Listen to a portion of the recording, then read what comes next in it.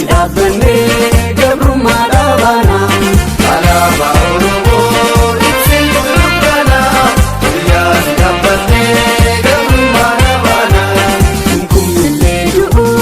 nana fesidamna kalmarane binu tarere dabana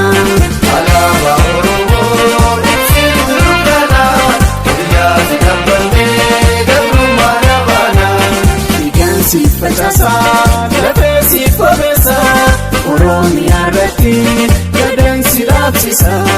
alaabaa Oromoo ibsii dukkana guyyaa sidabannee gabrummaa dhaabana dhiiraaf dhalaa keenya bakkuma jiranii dasii dhaabuuf jecha falmaarraaf dhumanii alaabaa Oromoo ibsii dukkana guyyaa sidabannee gabrummaa dhaabana sidabannee bulaa. Tokko filee guyyaan sun ni dhufa hangam yoo turele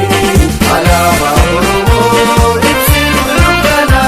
guyyaa sidabannee gabrummaa dhaabana asxaa simnaayaa abdii walabummaa dhiigaan garsi dhaabna yaafajii tokkummaa alaabaa Oromoo ibsii dukkana guyyaa sidabannee gabrummaa dhaabana. Atis darreegaltee